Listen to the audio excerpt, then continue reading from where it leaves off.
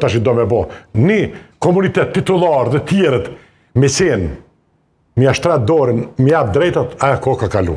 Ato se ka as fryma, as germa e deklaratës pavarësisë dhe kushtetutës së Republikës së Kosovës. Pa është qëllim legjitim politik ky, marrë parasysh që Kurti gjithmonë ka qenë kundër këtij organizimi antisarian, ta themi. Shikoni, prit të dhe ka folur për Republikën e Tretë. Prit. Unë jam shumë i sigurt që kjo që po e njeh Kurti është implementim i marrëveshjes së Ohrit, kjo Republika e Tretë e tij. Pse?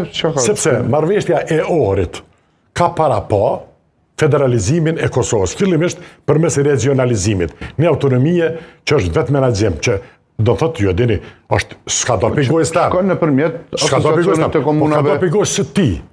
Ai e ka pranuar vetë menaxhimi është emërus i përbashkët për të gjitha llojet autonomie në Kosovë. Dhe ajo realizohet vetëm duke përjashtuar serbët, sa më shumë prej institucioneve qendrore dhe në mënyrë që ata mos me pas tjetër zgjidhje, tjetër asi përveç se përmes bashkësisë së komunave sërbe, siç parashihet me statut të cilin po ashtu draftin e BE-s, i cili është në procedurë. Dhe ai nuk ndryshon, çish po mendoj këta. Sikur që nuk ndryshon as marrëveshja e Ohrit, sepse marrëveshja e Ohrit edhe miqton, për shembull Trumpi, amerikanë që kemi miq të kryesor, do thotë e gjyton mbrojtës, edhe ata, edhe Trumpi mund t'ja shtojnë në dimension ekonomik, por ajo rruga evropiane është me kërkesën e palës tonë në Ohër.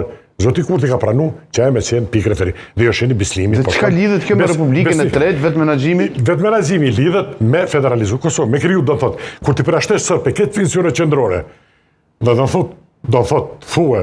Ato do të shkojnë, do të futen në një mekanizëm, po thonë ju që sipasia të komunave, po asociacionit. Po.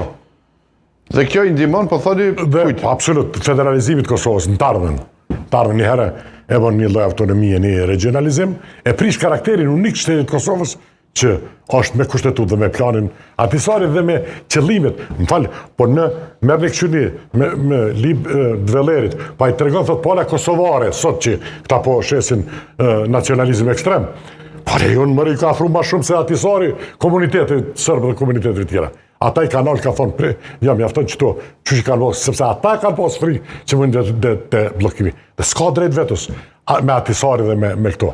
Në këtë argumentin e shoqërisë multietnike dhe jo shtetit multietnik, pam edhe veton Suroj, njërin nga pjesëtarët e Rambujes, njërin nga njerëzit që ka marrë pjesë në këtë procesin e negociatave në Vjenë. Unë po i besoj, edhe në Vjenë, fakt. Unë po i besoj që atyne që kanë qenë paralel me Zoti Suroj dhe tjertë. Ata po thënë kështu si po thëmë unë merrni lexoni, në shire se s'po zbulojnë, kush i prej vete. Dhe kjo si po thëmë unë dhe si po thonë ata, reflektojnë deklaratën e pavarësisë dhe në kushtetutën e Republikës Kosovës.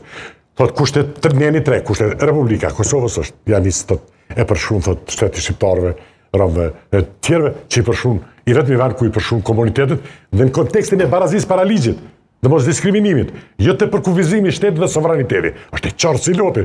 Sovraniteti takon popullit të Kosovës, qytetarëve të gjithë, dhe preambulla Kosovës, këtë për qytetarët e Kosovës.